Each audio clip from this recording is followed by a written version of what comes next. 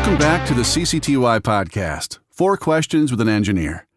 Our regular listeners know the usual format. We dive into the technical side of motion control with a mechanical engineer. But on this episode, we're going a little off-brand, in the best way possible. Today we are interviewing a racing engineer, or more accurately, a race car driver who lives at the absolute limit of engineering performance. We will talk with professional ADAC GT4 driver Luca about what it takes to prepare for a season. We will explore how engineering precision translates from design to track. This is still a conversation about engineering, but today it's engineering under pressure, at full throttle, where every braking point and every component decision matters. Let's get into it.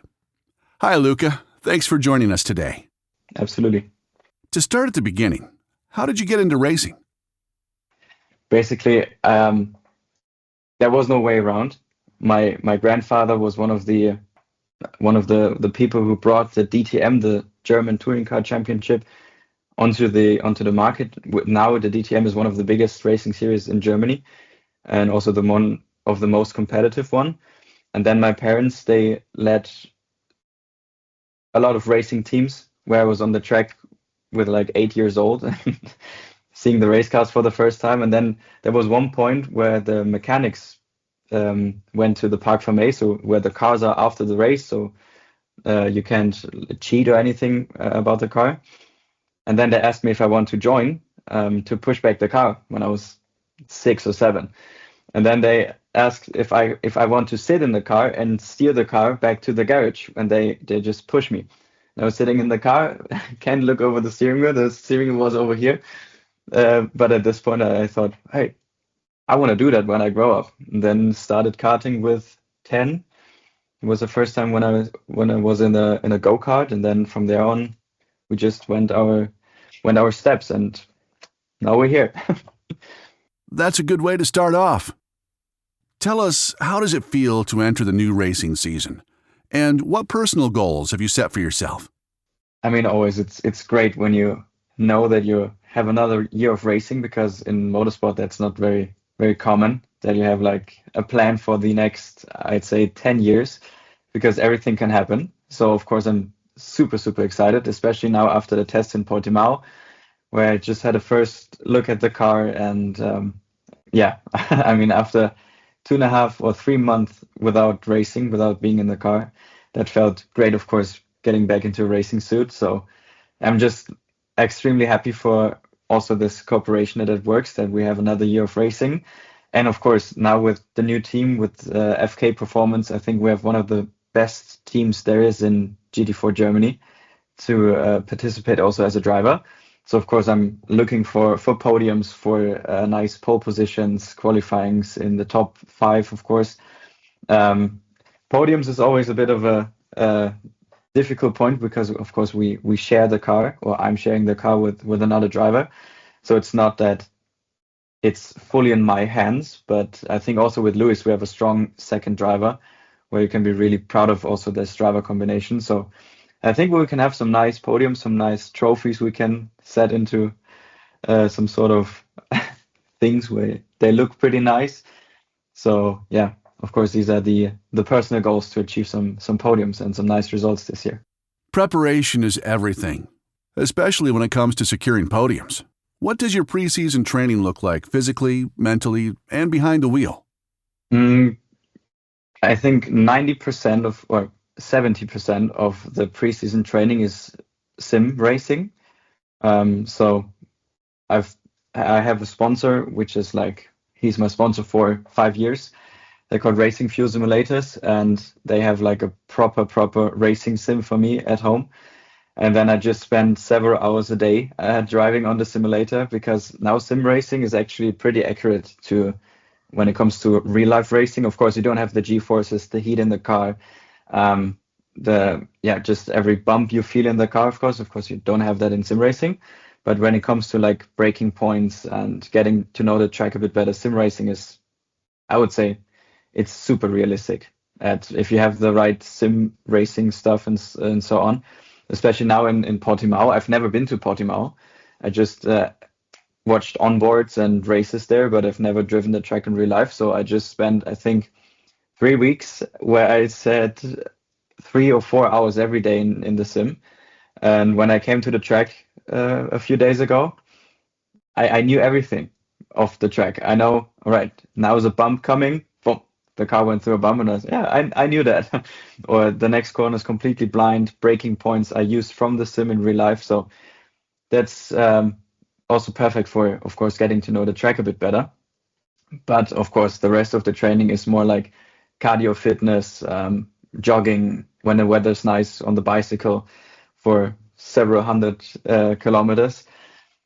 Of course, I can't be built like a bodybuilder. I can't be that wide with massive shoulders and stuff. Otherwise, I couldn't fit in the car. But of course, fitness is key, especially also when it comes to mental strength, I think, because if you're fit in the head and your body and stuff like that, only then you can be at the top 10% of the racing drivers.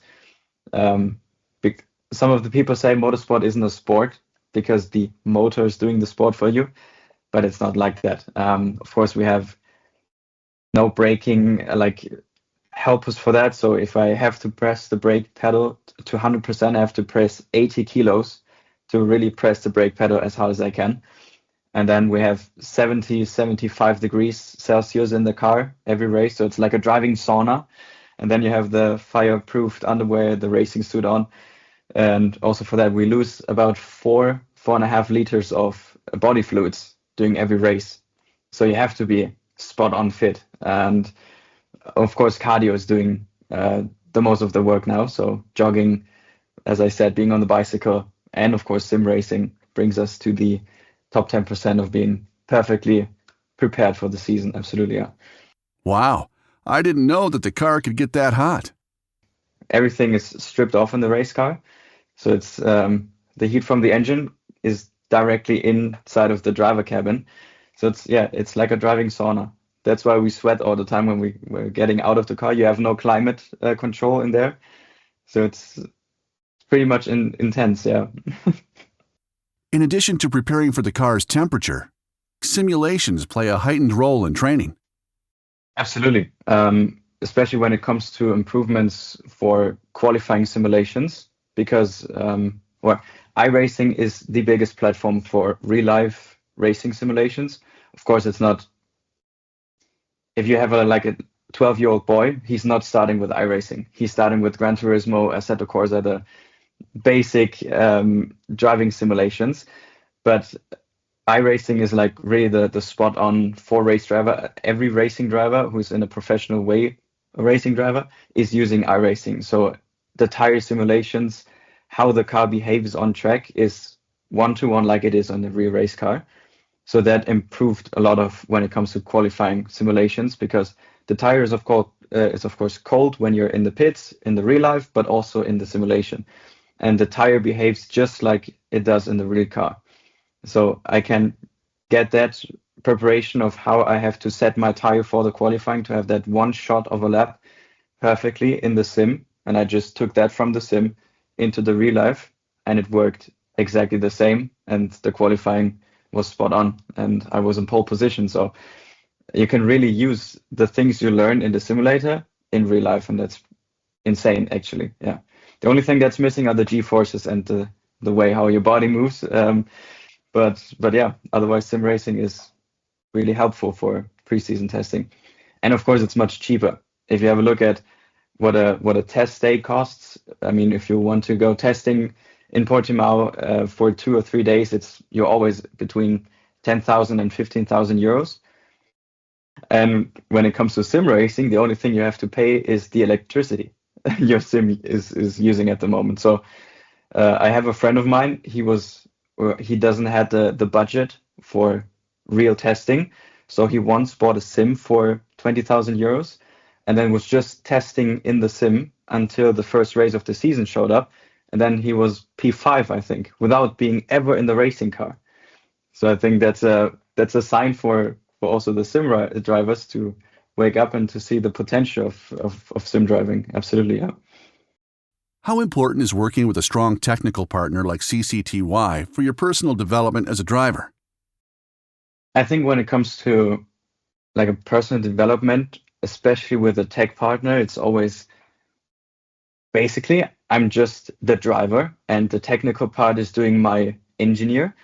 But of course, I think working with CCTY as well is when I just have a bit more questions of when it comes to the tech part of the racing, then I just can have like a deep dive into tech stuff, and so I can just give my engineer way better like answers of how the car behaves, what does the car really do.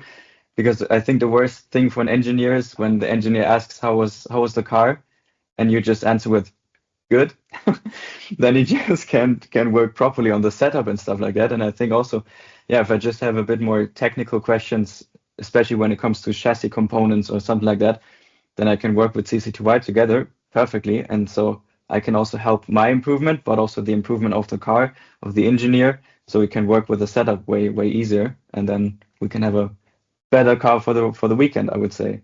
Yeah. For sure. CCTY is known for precision chassis components. How critical is trust in your vehicle's design and components when it comes to racing? I think it's one of the most important things, to be honest, because if I don't have the trust in the car and in the components, then I also can't be fast. Because we're racing at the absolute limit of the car in every lap. There's not one lap where we just drive over the straight and it's like, oh, nice weather today. So you always have to be on the limit. And when I'm starting to brake with 260, 270 kilometers per hour at the 100-meter board left to the corner, I have to have the trust in the chassis components because I'm doing my best to break the car down. But if the car just won't brake, then we have a serious problem.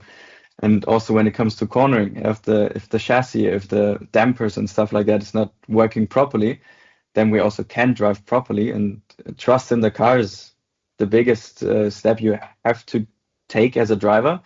Always get to the limit, sometimes beyond the limit, to really also test the limits of the car. But you can't test the limits of the car if you don't have any trust in the car. Now, of course, because if you are scared to take that corner with 160 kph, then you will never find out if it's possible to take that corner with 160 kph. So trusting in the car is the biggest point about being a fast racing driver. And so when I know that the components of CC2Y, they work properly and I have the trust in the car, only then I can really start to find out where's the limit, how far can I go, and then really be at the top of the leaderboard at the end of the day. If you had to describe your GT4 car in 3 words, what would they be?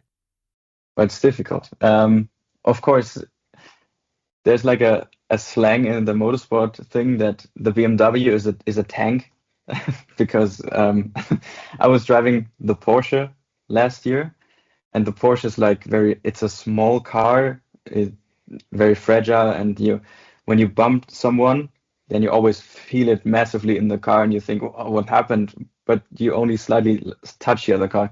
And the BMW is, you touch the other car and you don't feel anything in the car. So basically it's a tank. But of course, it's super aggressive from the front, especially with the livery. It's also, I think, one of the most beautiful cars in the grid this year because it's matte black with the white and the orange. So absolutely beautiful and fast, of course. Has to be fast. Of course. This has been an interesting conversation. Thank you, Luca. We're excited to follow your journey this season and wish you the very best on the track. CCTY will keep you in the loop on the race schedule. Follow along on CCTY's Instagram @ccty.group